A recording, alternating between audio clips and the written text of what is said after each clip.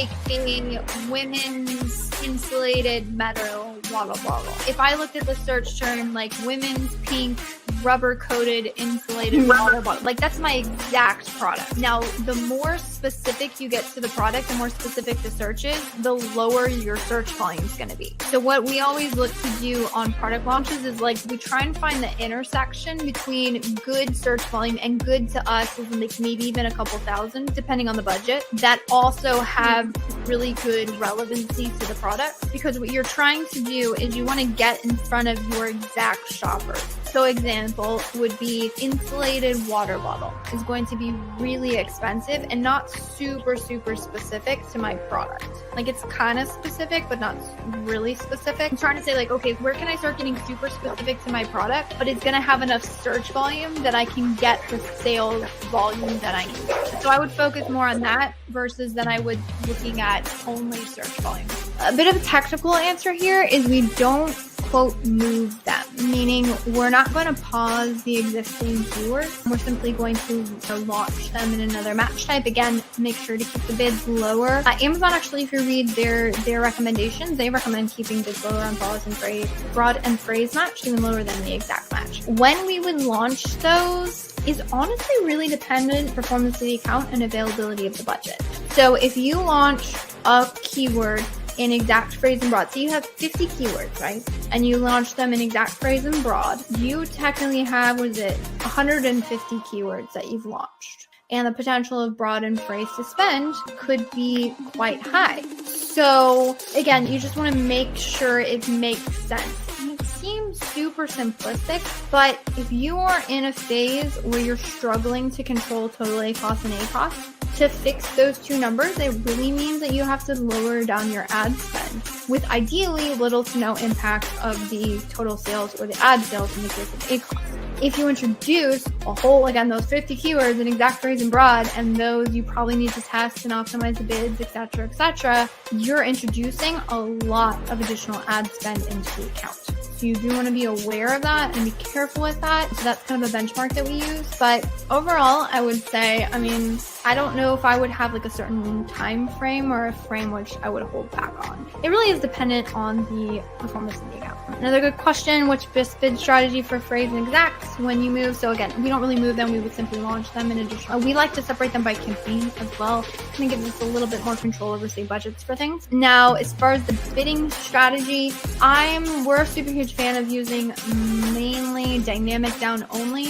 If it is a keyword that we want to ensure that we get impressions for, so for our launch keywords, for our main keywords, for anything we're trying to be aggressive with, we prefer a fixed bidding strategy. It's still going to be the same. It's still going to be pick highly relevant keywords. One other tip is pick keywords that fit within the budget of the account that you're launching. So for instance, if I have a couple $100 a day budget versus $50 a day budget, those launches are actually going to look a little bit different because I can't afford that many clicks on a $50 a day budget. Or if I had, a couple $100 or $1,000, I have a lot more room for clicks.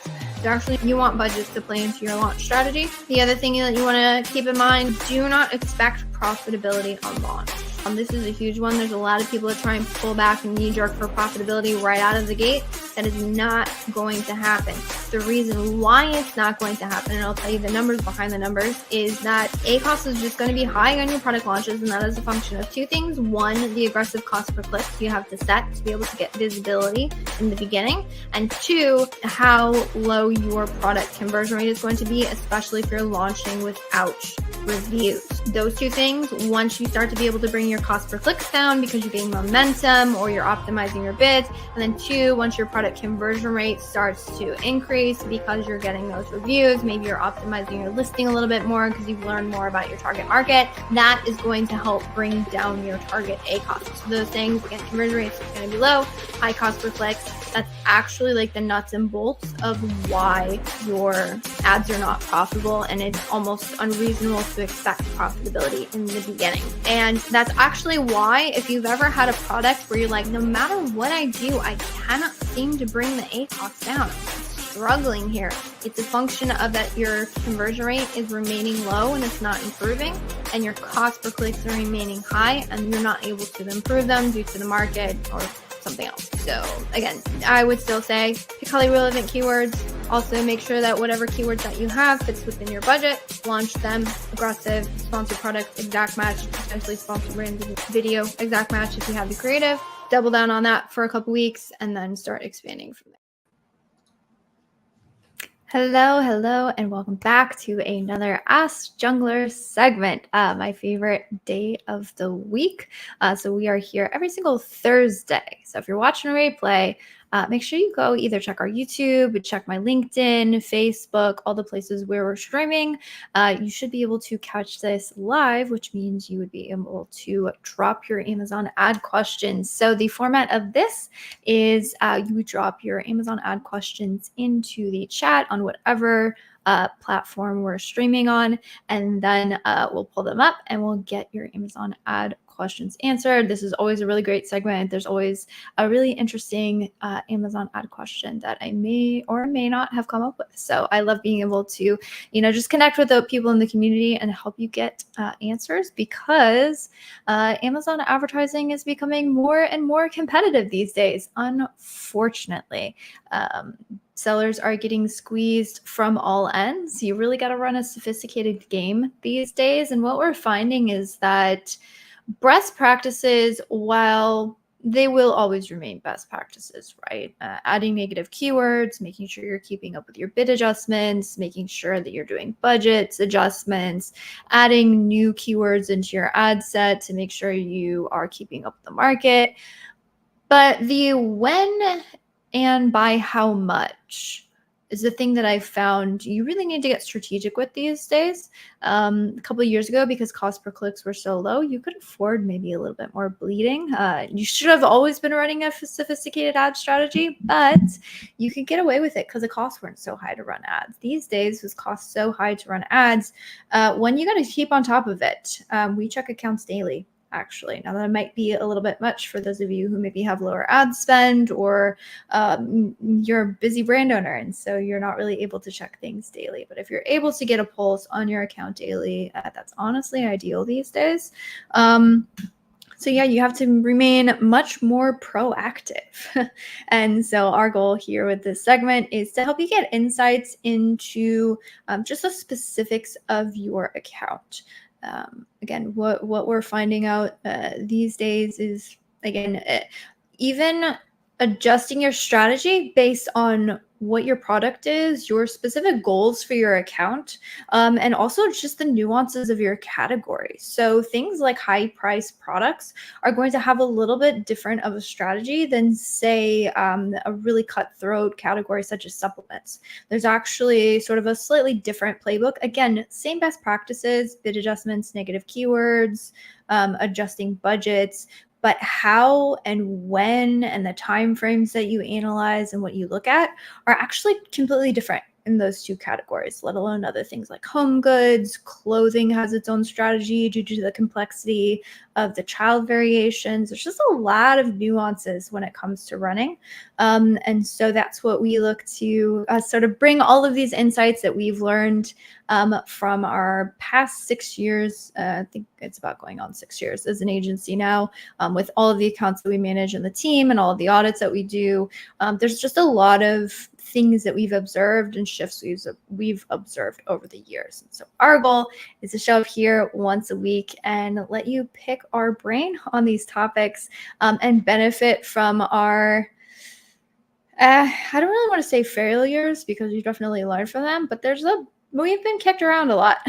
Had to come up with some out of the box strategies. And so hopefully my goal is to allow anyone listening in to be able to benefit from those learnings. And so again, context for this is drop your Amazon ad question into the chat. Let us know what's on your mind. Let us know just kind of the struggles you're facing, what you're seeing in your ad account, be it you're just starting out, or maybe you have a really large brand and you're trying to figure out, how in the world do I dissect this? Where do I focus in on? How do I run that sophisticated ad strategy? Again, through managing things as complex as really large clothing brands, we've had to come up with some ways to slice and dice and get to the nitty gritty and the best action items as quickly as possible. And so that's, again, just really shaped how we've sort of learned things over the years. And with that, actually has come with trying to keep on top of changes that Amazon is putting out. Amazon is constantly putting out updates, and it can feel almost insurmountable sometimes to keep up with those. So I know we try as a team, just to source things that are constantly being updated in the account. And we've been putting those out. I've been putting those out over LinkedIn, also kind of on YouTube, although the format's a little bit better over on LinkedIn, as to like some of the updates. Now, not all of these are Amazon advertising specific, but we run across these updates monthly, and we surface these to clients in our reporting. And so we like to just make it available to everybody else listening in. So some of these updates that we've observed sort of this past month, if we go through here, this is one interesting update. I know Liron Hirschkorn was one of the first, he saw it in live. Now, the thing with this is that Amazon is actually in charge of these running these type of ads. But right now, what Amazon is doing is they're allowing, now this is on the consumer end, to connect their accounts to their Meta, so either Instagram or Facebook. And then that actually allows them to be taken directly to Amazon, and will link back data, which is pretty cool. We'll obviously be looking to see how Amazon develops that. Again, right now, Amazon's the one kind of holding the cards on those ads, but providing they're putting your product in the advertising, I mean, you definitely can benefit from that, which is pretty cool. There is something called brand tailored promotions. Now, this is part of the brand stores, and I believe, if I'm not mistaken, has to do with brand followers. So if you have a brand store, anyways, you have a brand audience, Amazon allowed you to put together some sort of tailored, now it's still kind of directed from Amazon. It's going to come as an official Amazon alert, but you actually can get audiences in this. So that's pretty dang cool, honestly, if you ask me. So they're putting out a lot more resources to brands, brand registry, building a brand on Amazon. That's something that Amazon's been constantly looking to solve, seeing as, obviously everything's completely under the Amazon umbrella, right? They own the customer. It is their platform. They've built the authority, but they are constantly trying to find ways to how can we allow sort of brands to build themselves through leveraging the Amazon platform. There's a lot of brands that have popped up specifically just as Amazon only brands and have then gone on to become national brands. So there definitely is a way to do that. And Amazon's constantly rolling out, these sorts of updates to allow you to do that, and some updates to, how you can make brand store pages look. So I expect to keep an eye on that for sure on, these types of developments. Other things, Amazon introduced a new price discount tool, allowing sellers to offer prices on limited quantities. So again, they're recognizing with the whole inventory thing, a lot of people are trying to increase sell-through. So that's something else that you definitely can take advantage of, which is pretty awesome. And consumers, this is interesting things. So consumers are now shown other related products in the shop similar items section when browsing product pages. Again, other things we notice is that sponsored is now, and I don't believe this is in this slide, but sponsored, what is it? The frequently bought together section. We're seeing sponsored pop up with that. Pretty interesting. Our observation is that those are triggered through auto campaigns. So there are some people that are like, I don't want to run auto campaigns. Probably should first off, auto campaigns are just good practice in general. Second off, a lot of times these new placements, no one can figure out what they're triggered from. A lot of times Amazon tests them being triggered through audio. So definitely another argument for keeping up at least even a small, low bid auto campaign active in your account. Not a huge fan of exact match only, nothing else. Yeah, but going through, again, a new beta launch program. This is interesting. So we, just in our creative team, we use Photoshop and other tools that are like a little bit more advanced. We still use Canva. Canva, honestly, is a really great low entry, really awesome tool for developing creatives, both video and, you know, static creatives. I believe this slideshow was also created on Canva. It was. Yes. And so this is a new way for, again, as Amazon is looking for brands to be able to, you know, sort of showcase their brand, they want you to be able to build brand. One of the biggest barriers to entry with that is actually the creatives. Creatives can be very costly to develop, something that was only really available to, say, large brands, you know, who had the budgets to be able to do that. Amazon's trying to make it more and more easy for brands to, again, tell their story. And so this connection, I'm really excited to see where this goes. And I think this will also help us leverage it for our clients as well. So other, just all kinds of out of the box solutions Amazon's coming up with, which I think honestly are pretty cool. And also badges. So seeing a lot of like new badges and things come up. One of them is the, you know, for premium brands. So this honestly has been an issue with Amazon is, you know, if you go as a consumer and read any of the star ratings on any of the maybe more premium brands, is there's sort of this inherent distrust, you know, if there's resellers on there, like, oh, this is a fake, this is not the authentic, like this isn't legit. So it's kind of getting a little bit more away from that because Amazon has kind of cracked down and tried to, you know, showcase that they do have the legit products, and Amazon is a source for, you know, premium brands across the board, and they want to have consumer confidence in purchasing on Amazon. So part of this is them, you know, for more premium brands, showing that trusted badge to have, you know, a little bit more consumer trust when it comes to, you know, purchasing products that maybe cost a little bit more than the averages. And then, you know, if you're spending about, you know, $35, $40, $50 for a skincare product, you probably want to make sure it's legit and it's not some knockoff from China. So Amazon's looking to build more consumer trust, and, you know, just allowing brands to have access to those kind of things, which is awesome.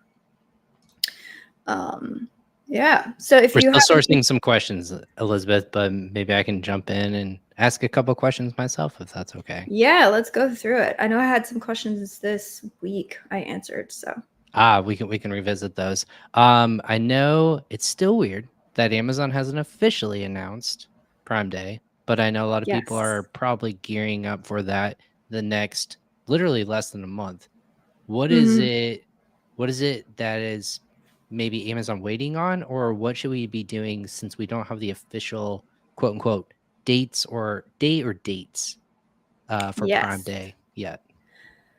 Yeah, the biggest thing, two biggest things you want to be doing right now is going to be getting inventory positions ready. You definitely want to have the inventory for it. And actually pulling up a document that we've been going over this as a team. The word on the street is that Prime Day is going to be in the beginning to second week of July, most likely. Now, from my understanding, the reason why Amazon doesn't like announce it way ahead of time is going to be that, you know, Walmart and other ones, they're going to scramble to have some sort of deals around Prime Day. Everybody's looking to capitalize on the deal days. I mean, everyone knows kind of like Black Friday and Cyber Monday is coming, so everyone kind of jumps on those deals, and that's just a classic. But you'll notice as soon as Amazon announces their Prime Day, you'll start noticing other market spaces pop up with their deals. So Amazon's saying like, hey, we really want to own this, and that's why. It does kind of create a little bit of obnoxiousness for brands, because you're like, okay, I'm trying to prep my inventory, I'm trying to prep for this, and you want to be in a good position. But yeah, inventory is going to be a huge thing. The other thing that you really want to prep for is that if anyone else has any different perspective on why Amazon doesn't announce Prime Day, or maybe some of your sort of... I have a theory. Well, I have a theory as well. Go for it. So, the theory so far is that I think a lot of shoppers and consumers, when they hear Prime Day and then they are trained in the past, again, this is the 10th iteration, I want to say, of Prime Day already, which is crazy, or something close to 10. People are trained to wait and purchase when it's closer to Prime Day. And I think that Amazon's holding off as long as possible so that natural consumer behaviors don't just hold off and like screech and hold for the next month or so. There, you know me, we socially listen on the interwebs of Mhm. all of these people who have inside sources, and there was rumors that it's circling around the 10th and 11th of July, which is interesting because typically Amazon does Tuesday, Wednesday. So I would Mhm. think like Wednesday, Thursday are a little bit different, maybe a different shopper, but that's a little early in the month. A lot of people were circling that 15th, 16th, 17th, 18th timeframe. So I wonder if they're just trying to hold off so the consumer doesn't wait. That's Yeah. my theory. No, actually, I like that theory. I like that theory because the thing that you will see for anyone who's never been through a Prime Day, a Good couple luck. days before, there's going to be a dip in. Someone was being pessimistic on LinkedIn, and to be honest, I kind of agree with them. They're like, "Hey, look, Prime Day is great, but in some ways, you're almost just kind of shifting those purchases from the week before and like condensing them on Prime Day. So Prime Day looks really great, but actually, if like you zoom out over that week, like your averages might be slightly higher. I think how high your sort of like your increase in sales are going to be is actually dependent on if you're running deals or not. What we found is that any of our brands that are running deals can just even be coupons. What we found is that I believe you have to put at least a 20% coupon to be able to be eligible for it. But if you are, you can even run those last minute where it says like Prime Day deal, or there's some badge that specifically calls out Prime Day. So if you're able to put now 20% for some brands, if their margins are a little bit slim, it's a lot. It's a lot. It's not a, gone are the days of the whole 50-80% discounts and how we all got super, super spoiled back in the day. Like even a 10 or 20% these days with margins being what Discounts. they are. Exactly. Yeah, it's rough. I get it. I see it from the consumer end. Being a consumer myself, I see it from the brand end. Helping to manage for brands. And it's funny, even content as of on their newsfeed, if people are new, and I see some questions coming, so we'll hop onto those for Prime Day. It's funny that they, even as of a few days ago or a day ago, that they're still in sometime in July, coming in July, and they point to a very generic page in July. So just how they're still actively wording it, it's funny to hold off other retailers, but also consumers, I think, at bay until it goes crazy and you see the ads everywhere. So I'll take it offline and I'll let you get to. We have a couple of people joining with the firing of questions. Let me start with, let's go ahead and start with this one, Elizabeth, and I'll hop off for a sec. Cool. Difficulty getting impressions. I actually it's been out for a second, but I put a video out on YouTube. Looks like you're watching on YouTube. So I would go and check that because I'll definitely give you the answer here, but that'll also give you more context. I believe I also do some screen sharing in that, which you might find helpful as well. Difficulty getting impressions for a product launch. Cost per clicks are crazy high. $12 to $14 per click. Yeah, that's high. Would you use an auto catch-all campaign on a product launch? I wouldn't use a catch-all campaign. I would trust an auto campaign. So I was consulting with one of our account managers the other day, and they were having issues, kind of the same issues. And I said, look, okay, so best practices on a product launch is always going to be do intense keyword research, start off an exact match, sponsor product ads, fix bids, hyper targeted, go aggressive, right? And then you try that. And when you run into scenarios like this, where you're like, nothing works, I can't get anything to move, that's when you don't ignore best practices, but you go, I'm going to start throwing everything in the kitchen sink at this. That I think is kind of where you're at. So if you wanted me to give you some out of the box strategies, yes, when you're talking about trying to get impressions, auto campaigns is typically the easiest way to get impressions. So I would definitely test an auto campaign. Couple ways you can do this. Either you can put up an auto campaign, you can start with low bids, and you can start to try and work your way up to see if you can gain any impressions there. Second way, if you want to sort of try and force keywords And it depends. Are you in like a, hey, I need to rank this product, or are you like, I just need to see if I can get impressions and orders? If I said, hey, all my goal is just, I need to get impressions, I need to get orders, I just need to find something that works, I would start, again, I would just test all of the targeting types inside the autos. For any of you listening who've like struggled to get impressions and you really want to force something, you can actually try auto campaign only enabling close match and put a high bid on it, just to sort of force out to see if you can get any clicks and impressions whatsoever on some sort of keyword. If you also want to try product targeting, you can do close match and substitutes would be the two one that I would try out there. The other thing you might try is either a broad or a phrase match. I would be careful with broad match. I would keep bids a little bit lower in broad match. But sometimes what we found, if exact match doesn't quite work, sometimes we can get phrase match to work a little bit better. We do still add broad, phrase, and auto campaigns into our strategy, but that's typically probably about 2 weeks into launch, potentially 3, depending on the product. If exact match, if we can get impressions, if we can get something to work.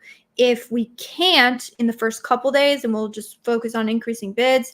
If it's been about 4 to 5 days and we just can't get that to do anything, that's when we say throw out, best case playbook, and we just run where can I get impressions whatsoever. And then the other thing that I would say is, in this particular scenario, your goal is impressions, clicks, and anywhere you can get orders. So at some point, if you're still running autos, if you're still running broad and phrase, and you're like, I just can't, I don't care if it's a product page, I don't care if it's a category targeting, I don't care if it's an auto, if I can't get anything to work, again, best practices kind of get put to the back burner, and I just say, what can I get that will work? And then if I can get one ASIN to work, great, okay? Then I'm going to target that ASIN. I'm going to say, what can I learn? Where is this guy indexed? Is it the difference in price point? I'm just trying to say, where do consumers purchase the product? So I would kind of go in those levels. And then ideally you can get something, to get impressions. And unfortunately, sometimes cost per clicks, they're just insane. Cool. Ryan has a great question. Hi, I have some campaigns with top of, yeah, we got a 3 or 4 part question. So Ryan's saying, hey, Elizabeth, I have some campaigns at top of search and rest of search placements have very low ACoS, so low 20%, awesome.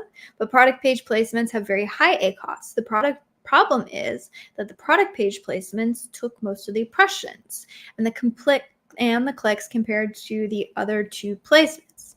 If I decrease the bid and increase the percentage bid adjustment according to the top of search and rest of search, the impressions for the whole campaign drop significantly. If I increase the bids and leave the percentage adjustment unchanged, product page placements still take the most traffic. What can I do in this situation? All right. What I'm going to give you is 2 things. One, when it comes to placements, there's only so much you can control. It is great to look at things strategically the way that you are, but until Amazon gives us the ability to completely pause placements, which, to be honest, I don't know if they ever will, you're going to have to just work the best with what you got.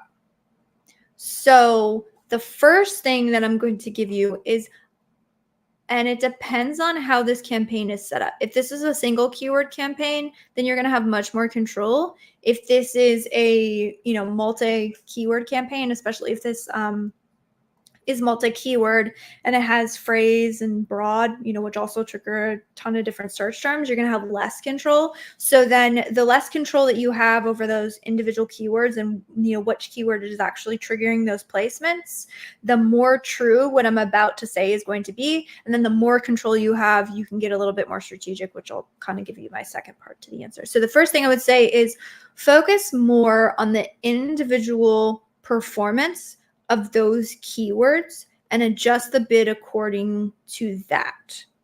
I know there's a lot of people getting super strategic and knee deep. Okay, Ryan's saying it's a single keyword campaign. Okay, so I won't harp on the number 1 answer, but I would just say at some level, you're going to have to just work at controlling the bids at the bid level. I know there's a lot of like really sophisticated calculations people have come up with to try and force those placements. And what I would say is, even as sophisticated as the calculations are, there's only so much Amazon will allow you to force their hand with this. So that's my kind of my first answer. So when in doubt, focus on whatever the ACoS and stuff is at the aggregate of the keyword level, adjust accordingly. The second thing that you can do is actually most likely increase the bid, actually. So what I would do is I would look at what is the average cost per click for each of those individual placements within the campaign. Because the thing that often happens is, so when it comes to the ad auction, yes, Amazon absolutely does factor in placements as to like where you're going to appear on that search page. But on, at least from our observations, the bid has more of an influence on the placements of like where your ads are going to show up than the placement percentages. At least that's been our observation.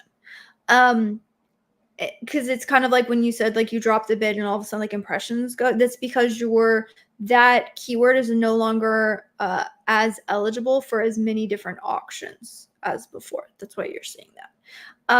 And so what I would say is, if you're trying to avoid product page placements, typically speaking, product page placements are have the lowest cost per click associated with them. So when you decrease the bids, it's almost like Amazon's like, oh, these are all the auctions you're eligible for, and they'll just push you out there. So again, what I would say is I would look at the placement percentages, and I would look at what those cost per clicks are. And most likely what you'll see is at the top of search, cost per click is higher than the rest of search.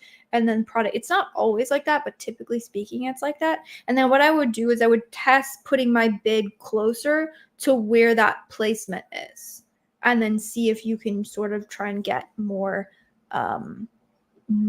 impressions through that one. Again, you want to watch that closely, because increasing your bid, obviously, you can run into some higher ACoS stuff, but that would be my advice, is if you're trying to force a placement, look at what the cost per click is on that placement.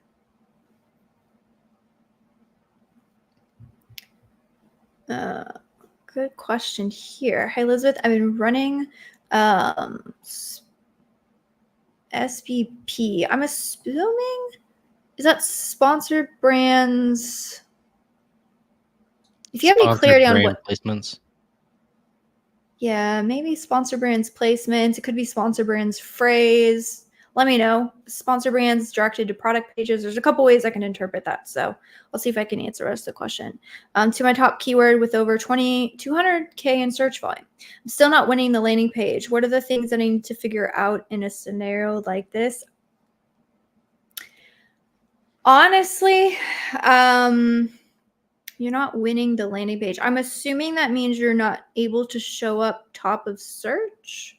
Again, if you have any clarity as to what you mean by what a SBP is, and then winning the landing page meaning is at the top of search banner, most likely that keyword is just crazy competitive.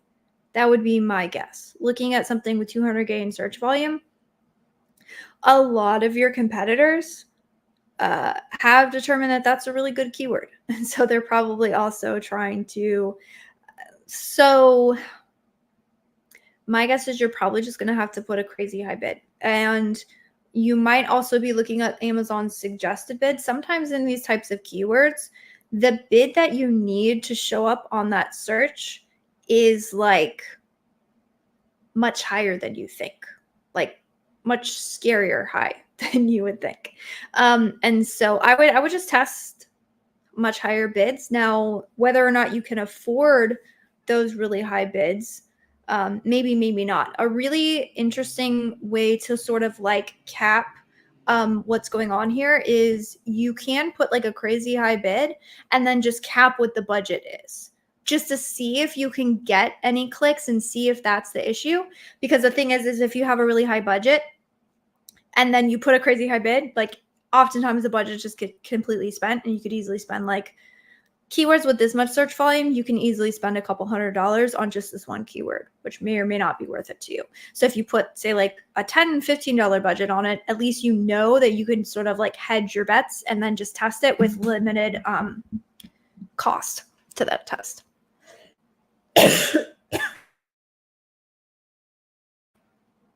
Sorry, I got a tickle in the end of my throat. I'll drink some water. But great question. If you have any follow-up comments on like clarity for that, then more than happy to, maybe if there was a different answer, but most likely it's a bid thing.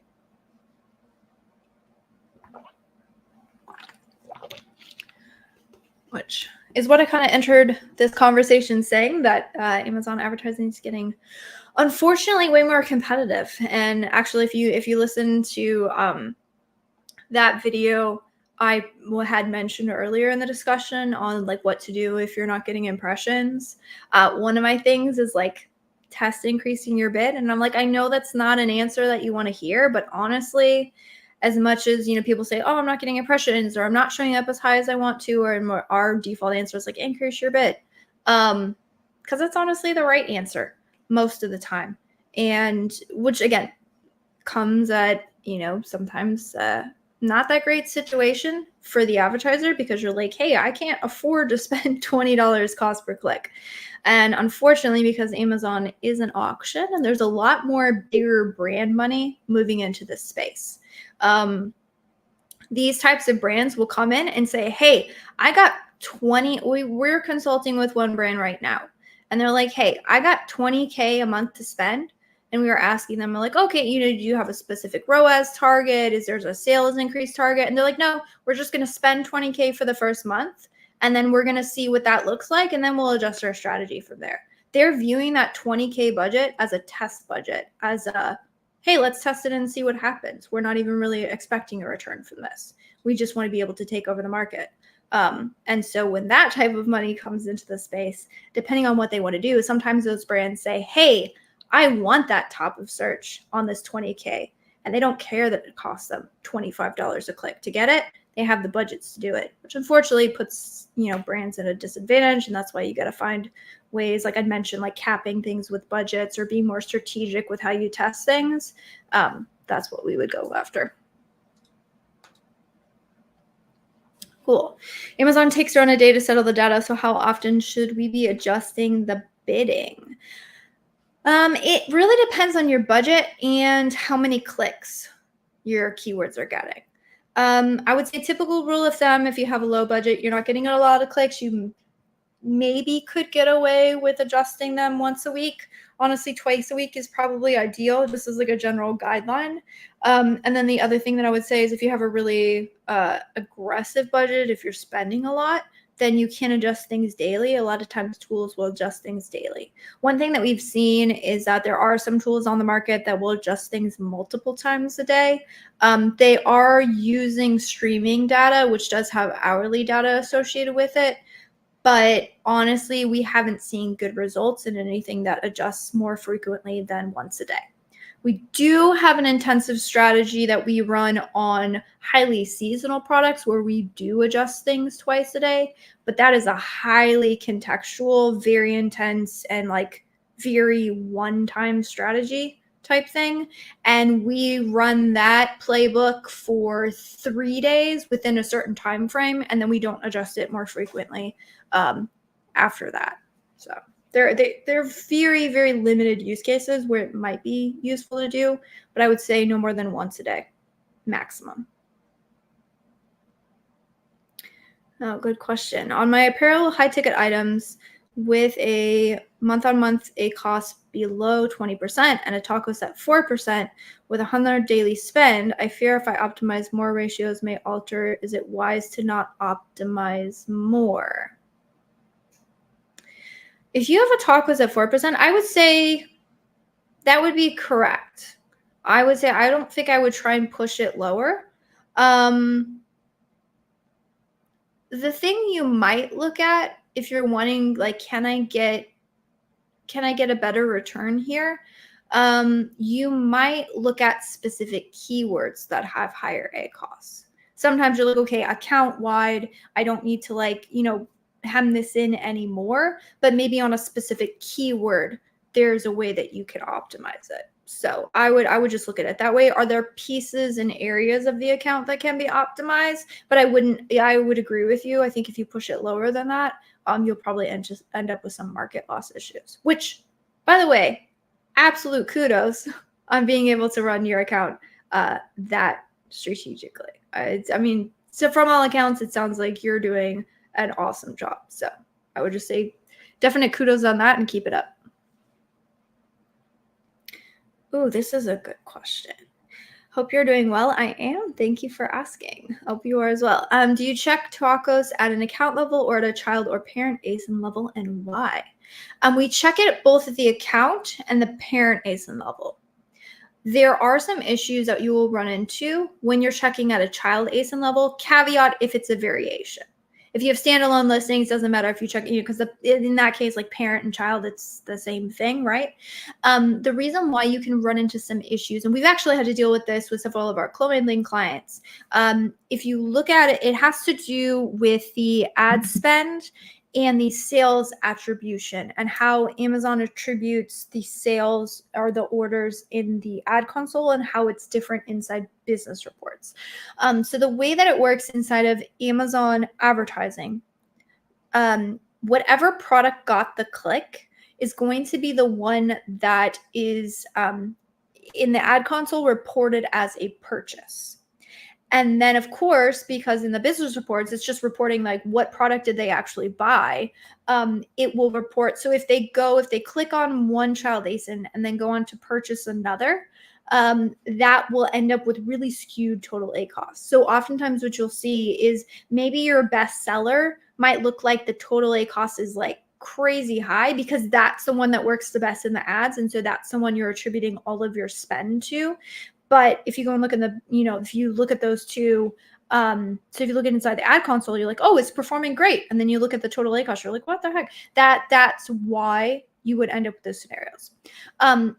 What we've seen is actually there are some times where a specific child ASIN will perform the best in the ads.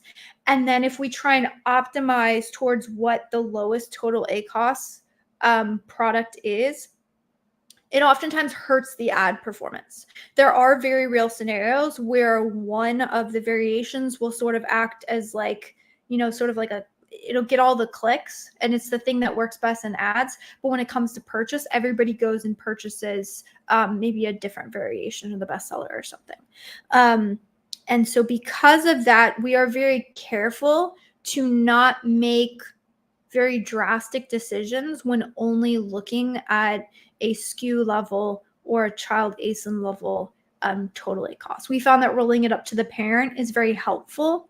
The reason why is because you can think of, we view listings as sort of like landing pages, right? So if they land on the listing, they have the ability to purchase the other product. So like that's where the traffic is getting directed. And then we look at the aggregate performance of that traffic, and then we'll make those decisions. It's not a bad idea to look at child ASIN level total ACoS and maybe kind of insightful. The one thing that I would caution you against is looking at it and going, oh my gosh, something is broken, and then trying and go and kind of hurt your ad performance because you weren't quite aware of how that data is calculated. Another really interesting report you can generate is inside of sponsored product ads and sponsored display ads as well. You can find the purchase product report, and what you can actually do, it will show you what product got the click, and then it will show you the actual ASIN that got the sale. And you can run a pivot table off of this to identify, okay, which products are getting the clicks. And then when they click on that product, you can kind of look at the path to purchase within a parent ASIN, which is pretty cool. And can also kind of illuminate sort of what I was saying, like one product's getting all the clicks, but another one's getting the sale. You can actually identify which listings are having that kind of thing happen to them. Second launch question. All right, to check my understanding, I've been targeting about 15K search volume overall between all my highly relevant keywords. Would you go with a higher search volume keywords for launch? What's the best tactic? I typically wouldn't. So the best tactic here is actually going to be based on your budget and what you can afford. That doesn't necessarily give you a best practice when it comes to Amazon advertising, but that will give you a best practice in terms of what's going to be the best decision for your business. How you want to think about this, I mean, it's just kind of like a logical thing, right? The higher the search volume, the more potential clicks are happening on that keyword. The more potential clicks happening on the keyword, the more, the bigger the budget you're going to have to be able to keep up with the traffic and being able to be shown frequently on that keyword, right? So if I had a much more restrictive budget, I would be more conservative with the keywords that I'm going after. Now, that being said, obviously, if you go after lower search volume keywords, the potential for orders is going to be lower. So there's kind of expectations you have to have when doing that. But what I always say is I would much rather have enough budget to be able to rank me on a keyword with like a couple thousand search volume than I would be to completely exhaust all of my budget on, you know, like a 50,000 search volume keyword and then really not have as much to show for it as I would prefer. So if we're limited budgets, we prefer to like kind of work from the bottom up, and then you can get those initial ranking on those other search pages, and then that can add to your organic orders, and then you have more budget to be able to put towards like the higher search volume keywords. Tends to be the best business decision. Now, again, which of those is going to be best for you from an advertising standpoint? Actually is kind of a little bit more determined by which keywords you have the better conversion rates on, and where you can get more orders from. So that's the other way you can look at it as well. Cost per click reduction would depend on what factors? Bids, by far, bids. That's why bid adjustments is the highest leverage task by far in any account. You can make a poor conversion rate keyword work if you can control the bid, and caveat if you're able to get impressions at a much lower bid.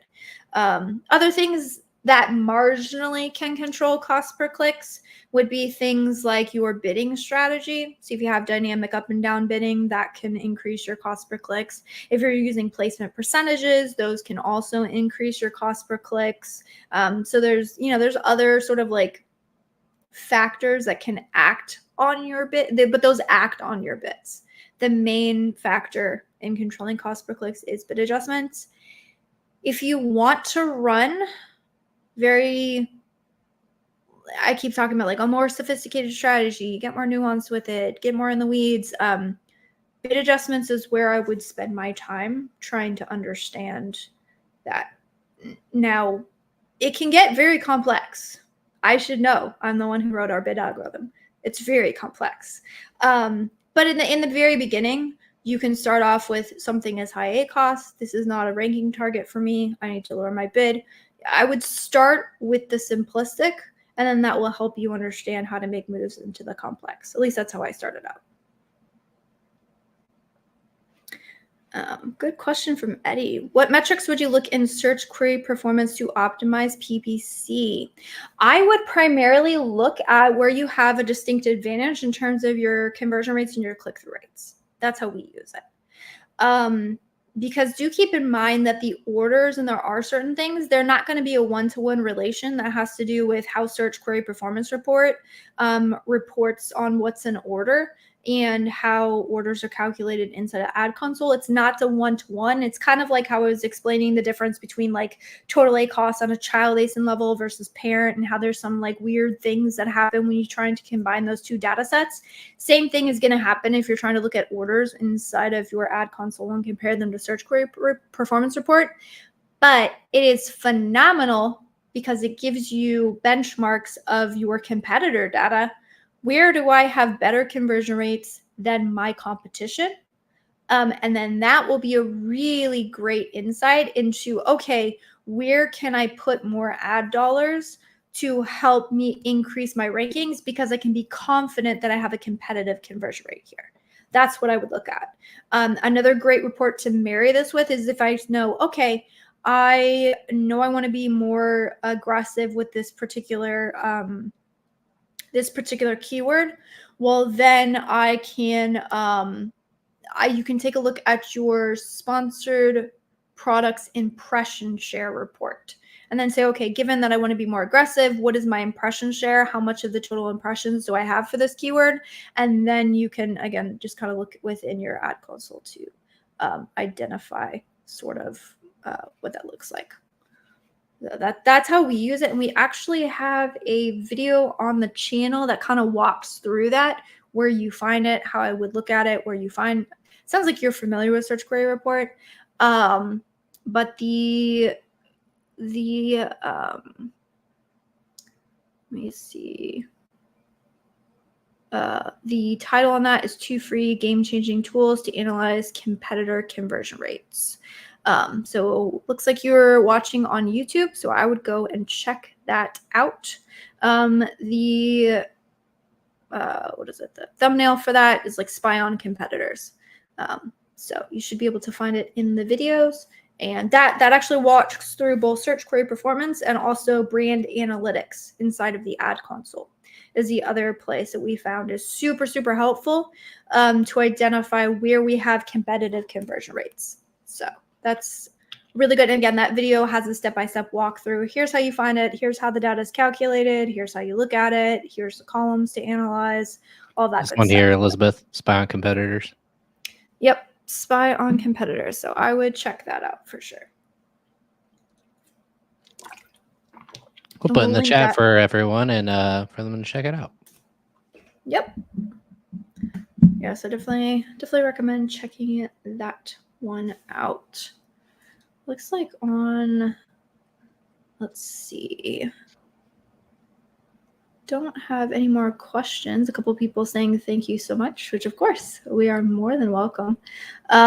We have 10 extra minutes. We could start going through Prime Day strategy. Let's do it. The audience would find that helpful. I'm looking at, we have our playbook that we have, which by the way, this is good for Prime Day, Black Friday, Cyber Monday, any peak holiday traffic times. So you can kind of run this playbook, but we break it down into before, during, and after is what we found is most helpful. So this is stuff that you could do now because it has to do with the analytics. So we go through and identify key products. If you've been selling for more than 1 year, if you can run analytics on your account, hey, what performed the best last year? What do we see better conversion rates on? You can check business reports and you can set the BSR of the products to help identify that. Other things you want to do is if you have variation products, you want to be pausing your underperformers. So right now is testing that you want to have in place and cleaning up your ad account. Those are your two focuses right now, because during the playbook during is actually much simpler than the before and after. A lot of people are like, what strategy should I run Prime Day? Your heaviest lifting is right now, which is good. You know, we're about a month out. You have time to test. Fun fact, one thing we've observed is tests take longer these days, unfortunately. So if you want to test some keywords, if you want to test some product targeting, if you want to test an ad type, get it up now. What you're doing is just capitalizing on all of your tests that you already know work. So pausing things, so pausing underperforming products. You know, if you have a campaign that you've had 5 variations in forever and you're like, those 2 variations don't perform as well, right? Pause the underperformers. We're looking at campaigns that have no data but have potential to get traffic and cause a spike. This is a huge one. A lot of people will say, okay, so classic example, we talked about bid adjustments, right? Something's not getting impressions, increase the bid. Something's not getting impressions, increase the bid. I've seen $20 bids happen because nobody was paying attention to that. So you're going through your account. Where's anything that has potential that hasn't gotten impressions and hasn't gotten clicks, so it hasn't triggered anything, but I've got really high settings on it and there's potential for it to spike? We're taking care of that. So that could be capping budgets, that could be capping bids, doing all of those things, making sure you're adding negative keywords, checking your placement percentages, another huge one. Sometimes people set placements and they don't ever adjust them. I mean, we obviously have some callers who are being really, really intentional with their placement percentages. Not everybody's like that. A lot of people are like, let me test 100% top of search, and then they never go and recheck it. Check it. Oh my gosh, you will lose so much money. Checking your bidding strategies to make solid people like, oh, let me test dynamic up and down bidding. Never check it. That has the potential to up to double your bid. I can guarantee you, come Prime Day, that is going to trigger. And if it's not performing, it's going to make everything a lot worse. Check it. You want to identify the top 3 competitors in your category.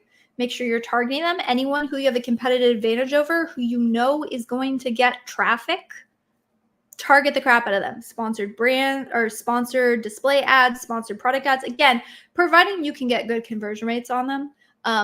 But you want to, product pages are a great way to steal traffic on Prime Day. So again, because you want to run those tests and make sure that that performs well for you, you want to do it. Another caveat, and this is something that we have someone on our team do, is download a bulk file to keep track of your settings before you make all of these changes. That's a really great thing, just to keep an archive of what was my account before. So if you change something, you want to change it back, you have the ability to do that. And the other thing you want to do is identify your top performing campaigns to watch during Prime Day. So this is great to like put them in a portfolio, add something to the naming structure, have a way for you to quickly go in and test. So these are your campaigns you identified are my best performers. You want a quick and easy way to go into the ad account and identify these are the things that I need to check and make sure that they're not out of budget. Things to not do. Don't launch last minute campaigns if you can help it. Again, what do you mean by that, Elizabeth? You don't go in the day before and go, oh my gosh, I haven't set up my product targeting on my top competitor. I'm going to go and launch this with a really high bid. You don't. So anything that you don't know if it will work, I wouldn't, which again, we're about a month out. You got plenty of time right now. So go and do that now. What's last second? We say last second. What do you mean by that? Is that 3 days before? Is that day of? Like, what do we consider last second? Definitely not day of. I would say ideally within 3 days of Prime Day. I would even be wary within 5 days of Prime Day. But the thing is, about 2 to 3 days before Prime Day, you're going to see a dip in conversion rates, which means everything's naturally going to perform poorly. So you're not going to get good, accurate data on when conversion rates are high. Does this thing actually work? You're going to have kind of skewed data when you're doing that. So I would say, I mean, like minimum a week out, I would say. Even then I would be wary. I would prefer to have at least 2 weeks of data. Got it. That makes sense. That makes a lot of sense. We had a couple of last second questions real quick. Let me pop them up here for the lovely people. And thanks, Eddie. Eddie, what are your thoughts on broad match modifiers? Do you use them? Yes. The one thing I will say, and this is actually one of the questions I answered this week, someone was saying, hey, I'm having issues with my modified broad match instead of sponsored product ads.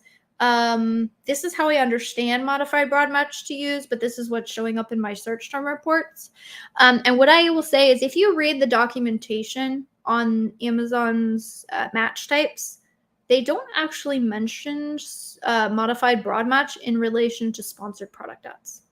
So the jury's still out whether modified broad match actually all the time works inside of sponsored product ads. Now that's not to say I don't have any issues with setting them up. Just recognize you still want to check your search term reports. But yeah, modified broad match is awesome. I would definitely run it. And then one more from Eddie. I want to turn off PPC on a product when it's running out of stock, but when it's back in stock, I don't want to turn on an old inactive campaign. Hope that makes sense. I don't know, Eddie, I don't know if you've heard the strategy, and this is one that we run, is you can put a $1 budget on those campaigns, which essentially, I mean, like, if you still have like 50 campaigns, you could spend $50, so there is that. But that's a strategy we run, which kind of pauses it, but doesn't all the way pause it, which can be helpful in these cases. Some people say like, oh, adjust the bids and put all the bids to 2 cents, which that could work as well. The reason why we do the budgets versus the bids is we want a record of what the bids were when we, sort of effectively pause the campaign.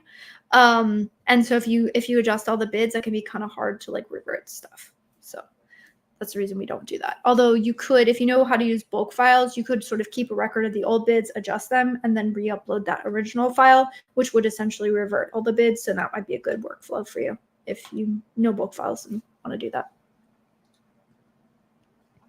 Awesome. I think that's it for all the questions right now, Elizabeth. If you think that's good for the day, how can people, if they want more questions or if they like to go more in depth with your brain and your amazing knowledge with your team, how can they connect with you? Yeah, absolutely. So if you just have more questions, feel free to show up here next Thursday. I will be here, same time, same place. And if they want to get a hold of us, best way is going to be the website by far. I'm still taking calls, so you get to talk to me directly. We can do an audit of your brand, get an idea, where do you want to go, what does that look like, and then, yeah, we could take it from there. Cool. Awesome. If there's no more questions, we'll go ahead and just take this offline. Any parting words? Again, still, thanks everyone for coming today. Thank you, Addie, for all the awesome questions. If you have any more questions, again, same time, same place. Make sure you like and subscribe all the channels, and we'll catch you guys next time on another Ask Junglr session. Take care, everyone. Yeah. And that wraps up this episode of the Ask Junglr Amazon Advertising Podcast. I hope you found these insights and strategies helpful in your Amazon PPC journey. Remember, if you have a burning Amazon ad question that you'd like